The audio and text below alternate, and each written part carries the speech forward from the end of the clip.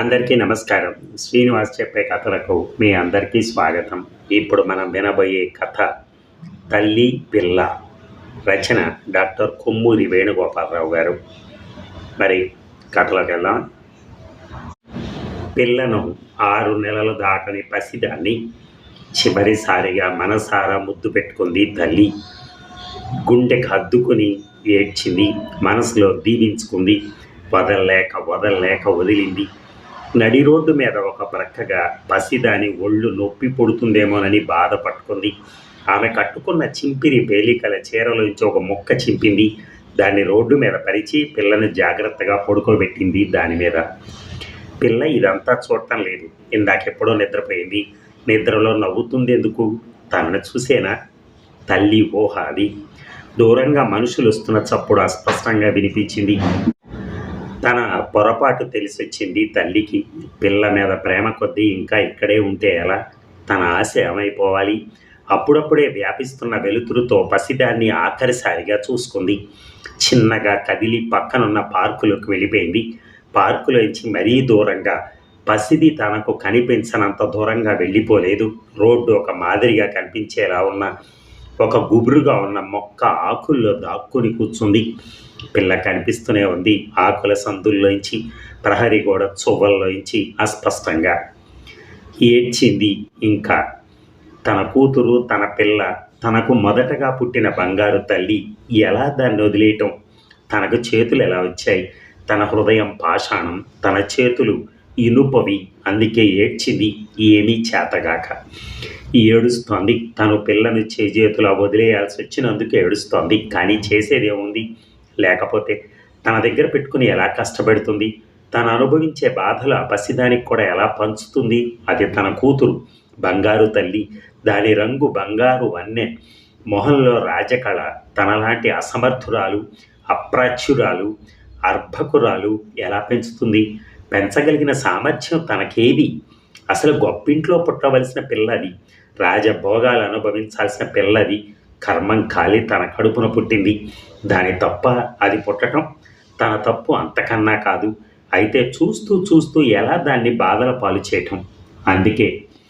అందుకే అతను, తన మొగుడు ఏం చెప్పాడు? ఇప్పుడు లేడు, చచ్చిపోయాడు. తిండి లేకే చచ్చిపోయాడు. చచ్చిపోతూ తనను కావలించుకున్నాడు, ఏడ్చాడు. వసే, నేను పోతున్నానే, పసిదాని భారం అంతా నీదే. దాన్ని మనలాగా కష్టాలు పడనీయకు.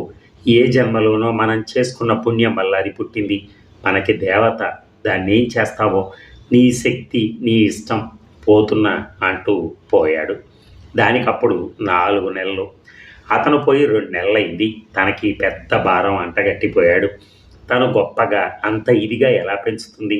అది ఏమైనా ఆలోచించాడా అసలు? పోయే వాళ్ళకి మతులుండవు. తమకు చేతగానివన్నీ ఇంకొకరి మీద రుద్దిపోతారు. ఈ 2 నెలలు తను ఎలా పెంచింది? రాజభోగాలు అనుభవింపచేయటం ఎవరి తరం? అతను బ్రతికున్నన్నాళ్ళు చేసిన పనేమిటి? అడుక్కున్నాడు. తను అదే. అయితే తన కోరిక ఎలా తీరటం ఆలోచించింది. తన ప్రేమను చంపేసుకుంటే, ఎవడో డబ్బు గలవాడికి దాన్ని అర్పించేస్తే, తను కొళ్ళని చావని అది సుఖపడుతుంది. తనకదే చాలు. కానీ డబ్బు గలవాడికి దాన్ని ఇవ్వటం ఎలాగా? తన స్థితి చూస్తూ ఎవడు పుచ్చుకుంటాడు? ఒక్కటే ఉపాయం. అదే ఇప్పుడు చేసింది. డబ్బుండి పిల్లలు లేని వాళ్ళు ఎందరు లేరు? వాళ్ళు ఎవరైనా చూస్తారు, తీసుకుపోతారు. దైవ ప్రసాదం అని మురిసిపోతారు, పెంచుకుంటారు. అదే 10,000. కళ్ళ నీళ్లు తుడుచుకుంది. 2-3 మనుషులు అప్పుడే అట్నుంచి పోయారు. అయితే రోడ్డు పక్కగా పడున్న పిల్లను వాళ్ళు చూడలేదు. ఇంకా ఆత్రంగా రోడ్డుకేసి చూడసాగింది. దూరంగా ఎవరో వస్తున్న చప్పుడు. హృదయం జల్లుమంది. మొన్న అది ఆ హృదయం లేని రాకాశ ఏం చేసింది? తనకు కొడుకు పుట్టగానే చేతులు వెనక్కి విరిచేసింది. కాళ్ళు బాగా సాగదీసేసింది. చూస్తుంటే తనకే కళ్ళు తిరిగాయి. తన భయం చూసి నవ్విందది. పైగా లేకపోతే ఎలా గడవటం అనేసింది. దానికి 2 కూతుళ్ళు, 2 కొడుకులు. పెద్ద కూతురు తప్ప మిగిలిన అంతా అంతే. పెద్దది. అన్నీ సరిగ్గా ఉండేం లాభం? శీలం. చిచి. తన కూతురు రాణి. అటువంటివేమీ చూడకూడదు, వినకూడదు. దానికి ఇదంతా ఎందుకు పట్టుతుంది? ఏ శ్రీమంతులింట్లోనో వెండి కంచంలో అన్నం తినేస్తూ హాయిగా ఒక్కసారిగా ఆలోచనలు తెంచివేసుకుంది మనిషి. పసిదాని దగ్గర నిలబడి ఉన్నాడు. దాని వంక తీక్షణంగా చూస్తున్నాడు. ఆ మనిషి వంక పరకాయించి చూసింది. తనకన్నా ఎక్కువే, కానీ ఊహించుకున్న వారిలో ఎన్నో వంతు. ఫు, వీళ్ళ సంగతి తనకు తెలుసు. తమకన్నా కష్టాలు. పొద్దున్నే ఇంట్లో నుంచి బయలుదేరి ఎక్కడో కూర్చుని ఏమిటేమిటో రాస్తాడు. తమకెవరో అధికారులు లేరు, వాళ్ళకుంటారట. తప్పు చేస్తే చివాట్లు పెడతారట. బ్రతికుండగా నాన్న చెప్పేవాడు. వాళ్ళ బ్రతుకులు తమకన్నా కనా కష్టాలు. ఈ మనిషి అటువంటి రకం. ఎందుకు అలా చూస్తారు పిచ్చి తల్లి వంక? తన దారిని తను పోకూడదు. కొంపదీసి దాన్ని తీసుకోడు కదా. ఏమిటది? ఎందుకు అలా ముందు కొంగుతాడు? చేతులు జాపుతాడే. తీసుకుంటే ఎలాగా? వేగంగా కొట్టుకుంటున్న గుండెతో, అదురుతున్న కళ్ళతో ఆరాటంగా చూసింది. కానీ ఆ మనిషి పిల్లని తీసుకోలేదు. ఒక్క క్షణం తటపటాయించి ఆగిపోయి వెనక్కి తిరిగి వెళ్ళిపోయాడు. అమ్మయ్య అనుకుంది. రోడ్డు మీద రద్దీ ఇంకా సరిగా ప్రారంభం కాలా. అప్పుడప్పుడు ఒకళ్ళిద్దరు వచ్చిపోతున్నారు. 10 నిమిషాల వరకు పసిదాని వంక మరెవరూ చూడలేదు. ఆరాటం హెచ్చిపోయింది తల్లికి. అదిగో అదిగో అనుకుంది చటుక్కున. ఒక ఆయన లంబోదర విగ్రహం వస్తున్నాడు. పిల్ల వంకే చూశాడు. బాగా దగ్గరికి వచ్చి మొహంలో మొహం పెట్టి చూడసాగాడు. సిల్క్ లాల్చి, పంచె, చేతికి వాచి, మెళ్ళో గొలుసు ఆయన గొప్పతనానికి మచ్చు తునకలు. పార్కులోంచి తదేక దీక్షగా చూస్తున్న తల్లి ఇవన్నీ పసిగట్టింది. ఆయన ఎంత డబ్బున్నవాడో. ఓ పెద్ద మేడ నిండా షోకులు, షికార్ల కారు. పసిది ఆయన చేతుల్లో పడితే ఓహ్ భలే చూసింది. ఏమిటి తీసుకుంటున్నాడా? ఆయనకు పిల్లలు లేకుండా ఉండకూడదు. ఏమిటది? అమాంతంగా దాన్ని ఎత్తుకున్నాడు. ఆ పాల బుగ్గల మీద బుర్ర మీసాలు తగిలేటట్టు ముద్దు పెట్టుకుంటున్నాడు. పిచ్చి తల్లి గుచ్చుకోదు. కానీ నిజంగా ఆయన తీసుకెళ్తే భగవాన్ నీకు 1000 దండాలు. ఆయన అలా ఎత్తుకునే పిల్లని హృదయానికి హత్తుకుని 4 అడుగులు వేశాడు. తల్లి ఆనందంతో కళ్ళు మూసుకుంది, దీవించింది. నువ్వు రాజభోగాలు అనుభవించు తల్లి. వెండి కంచంలో బువ్వ తిను, గొప్పవాళ్ళ బట్టలు కట్టుకో. ఇంకా కళ్ళు తెరిచింది. అదేమిటి? ఆయన ఆగిపోయాడు. ఒకసారి నలువైపులా చూశాడు. ఇంకోసారి పిల్లదాన్ని ముద్దు పెట్టుకున్నాడు. 5 నిమిషాలు తటస్థంగా నిలబడిపోయాడు. ఏం చేయాలి? తీసుకునేదా వద్దా అనేది ఆయన కళ్ళల్లో స్పష్టంగా తెలుస్తోంది. రెపరెపలాడుతున్న కళ్ళతో భయంగా ఆత్రంగా చూసింది తల్లి. దింపి వేస్తున్నాడు. ఏమనుకుంటున్నాడో తనకు తెలియదు. ఎలా తెలుస్తుంది? ఏడ్చింది లోపల. ఆయన వెళ్ళిపోతున్నాడు. ఆ అనుమానం ఎందుకు? పిల్లదానికి ఏం తక్కువైంది? చరచర పార్కులోంచి లేచి వెళ్ళి ఆయన కాళ్ళ మీద పడి పిల్లని తీసుకోమని ప్రార్థిద్దామనుకుంది. కానీ ఎలా సంభవం? తను చెప్పినంత మాత్రం చేత ఆయన అలా చేస్తాడని ఏమిటి నమ్మకం? వెళ్ళిపోయాడు ఆయన. పిల్లను పడుకోబెట్టి దాని వంక అలాగే చూస్తూ విడవలేక వెళ్ళిపోయాడు. తల్లి కళ్ళ కింద ఉన్న మొక్క ఆకులు తడిసిపోయాయి. ఇంకెవరైనా వస్తారేమో. ఎందుకు రాకూడదు? తనకు అదృష్టం ఉంటే భాగ్యవంతులకేం కొదవ. సాధ్యమైనంత దూరం దృష్టి సారించి చూసింది. 2 వస్తున్నారు ఈసారి. మామూలు మనుషులు. పిల్ల ఉన్న వైపే నడుస్తున్నారు. ఒకడు చూశాడు అందులో. ఆగిపోయి పక్కవాడికి కూడా చూపించాడు. 2 పిల్లను సమీపించి ముట్టుకోలేదు. కొంచెం దూరంగా నిలబడే తర్క వితర్కాలు మొదలెట్టారు. ఎలా మారిపోయిందో కాలం. ఎవరో తల్లి హృదయం లేంది. కన్నబిడ్డని ఇలా వదిలేసి పారిపోవటానికి మనసు ఎలా ఒప్పిందో. ఎవరికి పుట్టిన పిల్లో ఇది? ఎవరికో ఏమిటి? ఒక ఆడదానికి. పిల్లలు ఆడదానికి పుడతారన్న సంగతి నాకు కూడా తెలుసు. నా ప్రశ్న ఏమిటంటే, మొగుడికి పుట్టినట్టయితే ఇలా వదులుకోవటం ఎందుకు సంభవిస్తుంది? నిజం. ఎవరితోనో రంకు సాగించి ఏ బిడ్డో పుడితే అలా ఘోరించడం ఎన్ని చూడట్ల పత్రికల్లో. పిల్ల ఎలా ముద్దొస్తుందో చూడు. ఆ తల్లికి చేతులెట్టా ఉప్పయ్యో అసలు. మనకెందుకు? మన దారిన మనం పోదాం. ఇక్కడుంటే ప్రమాదం కూడా. వెళ్ళిపోయారు. తల్లి నిట్టూర్చింది. ఎవరు పిల్లని తీసుకోరా? ఉన్న కొద్దీ ఎండ ఎక్కువ అవుతోంది. మరి పసిది బాధపడదు. ఏం చేయటం? ఇంకో 10-15 నిమిషాలు గడిచాయి. పసిదానికి డబ్బు గల వాళ్ళ ఇంట్లో పెరిగే యోగ్యత లేదా? ఎవరూ తీసుకోరే, చూడకుండా పోతారే. పిల్లకు కళ్ళల్లో ఎండ ప్రవేశించి నిద్ర చెడగొట్టింది. తల్లి చూసేటప్పటికి ఏడుస్తోంది. తల్లి హృదయం తాతహా కొట్టుకుపోయింది. పిల్లది ఏడుస్తోంది బావురుమని. ఎంతోమంది అట్నుంచి పోతున్నారు. దాని వంక చూడట్లేదు. దాన్ని ఎందుకు బాధ పెట్టడం? తను తల్లేనా? అసలు తనది హృదయమేనా? ఏడుపు తనకు కర్ణ కఠోరంగా ఉంది. ఇక చూడలేదు.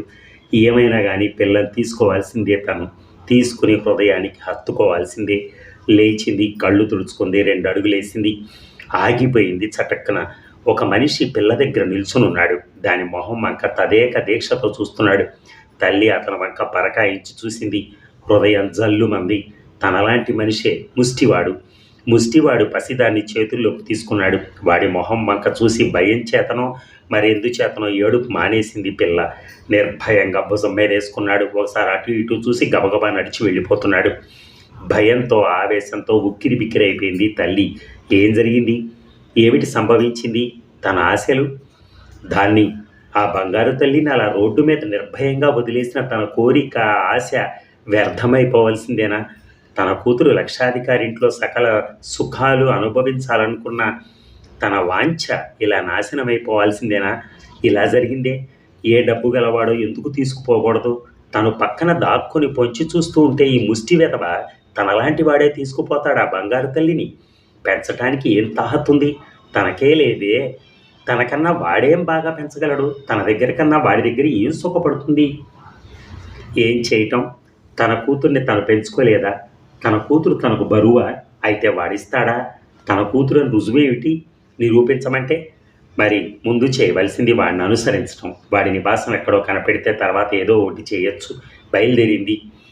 నడిచింది పరిగెత్తినట్టు. ముష్టివాడి అడుగు జాడల్లో పిల్ల జాడ పసిగట్టుకుంటూ నడిచింది. కనిపించాడు. నడక తగ్గించింది. మెల్లగా తెలియకుండా అనుసరించింది. చిన్న పాక, 10 తాటాకులుంటాయి. అక్కడ ఆగాడు ముష్టివాడు. పిల్లని తీసుకుని లోపలికి వెళ్ళిపోయాడు. ఏడుద్దామనుకుంది తల్లి గట్టిగా, బావురుమని. పసిదానికి ఆకలిస్తుందేమో. పాలెలా? వాడింట్లో ఎక్కడుంటాయి? ముష్టి వెధవాయ తనలాగే. తన పిల్లేనని చెప్తే ఎవ్వడు డబాయిస్తాడు, బయటికి గెంటుతాడు. లాభం ఉండదు.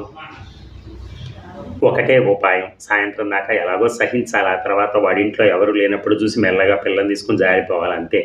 అంతగా తప్పితే వేరే గత్యంతరం కనిపించడంలా వాయిదా వేసుకుంది. సాయంత్రానికి వెనక్కి వెళ్ళిపోయింది. సాయంత్రం కనుచీకటి సమయంలో ఆ తాటాకుల కొంప చుట్టూ చాడసాగింది తల్లి. వాడింట్లో ఉన్నట్లు లేడు. అడుక్కునేందుకు పోయి ఉంటాడు. పోతే వాడి పెళ్ళం అది బయటకు పోయే వరకు ఎదురు చూస్తోంది. తల్లి హృదయం తల్లడిల్లిపోతుంది పిల్లని చూడాలని. అమిత ఆతృతతో ఉదయం నుంచి ఎలా గడిపిందో ఎక్కడెక్కడ తిరిగిందో తనకే తెలియదు. ముష్టివాడి పెళ్ళం బయటకు వచ్చింది. ఏదో పని మీద ఏటో వెళ్ళిపోయింది. తల్లికి గుండెలు కొట్టుకున్నాయి. ఎలా అయినా ఇంట్లో దూరాలి, పసిదాన్ని తీసుకోవాలి, ఎత్తుకు పారిపోవాలి. పొద్దున్న తనేం చేసింది? ఎవరైనా తీసుకుపోవాలని కూతుర్ని వీధిలో విడిచిపెట్టింది. ఇప్పుడు తనే తీసుకుపోవాలని ఆందోళన పడుతోంది. అటు ఇటు చూసింది, ఎవరో కనపడలా. ఆలస్యం చేయలేదు. చటక్కన పరిగెత్తింది. పాకలో దూరింది. లోపల గుడ్డి దీపం వెలుగుతోంది. ఏది? ఎక్కడుంది పిచ్చి తల్లి? చూసింది. పక్కన చాప మీద పడుకునుంది పిల్ల. ఆనందంతో ఒళ్ళు మరిచింది. పసిది తన పిల్లే. ఉత్సాహంగా ముందు కొంగింది. తన పిల్లను, బంగారు తల్లిని భోగభాగ్యాలతో తులతూగడానికి ఉద్దేశించబడిన కన్న కూతుర్ని అదృష్టం లేక ముష్టివాడి ముష్టింట్లో చిక్కుకుపోయిన పసిదాన్ని తన చేతుల్లోకి తీసుకోవటానికి కెవ్వు మంది ఒక్కసారిగా తల తిరిగిపోయింది. గుడ్డి దీపపు వెలుతురు అస్పష్టంగా పిల్ల ఒంటి మీద పడుతోంది. కళ్ళు ఏమైపోయాయి? పసిది గుడ్డిదా? కాళ్ళు అదేటలా వంకర తిరిగిపోయి కుంటిది కూడానా? అదండి కథ. సృష్టిలో మాతృప్రేమ అంత గొప్పది మరొకట్లేదు. బిడ్డ కాకలేస్తే తల్లి పేగు తల్లడిల్లుతుంది. బిడ్డ కంట కన్నీరు కారితే తల్లి గుండె చెరువు అవుతుంది. ఇవ్వటం మాత్రమే తెలిసింది మాతృప్రేమ ఒక్కటే. తల్లి తన సంతానాన్ని ప్రేమించడమే కాదు, అవసరమైతే త్యాగాలు చేస్తుంది. బిడ్డ బాగుండటం కోసం తను చూడకుండా దూరంగా ఉండటానికి కూడా సిద్ధపడుతుంది. ఇలా తల్లి మనస్సును అడుగడుగున అద్దం పడుతూ ఉత్కంఠభరితమైన కథనంతో మెరుపులతో సాగిన ఈ కథ తల్లి గుండెనే కాదండి, ఎవరి గుండెలనైనా బరువెక్కిస్తుంది. Thank you.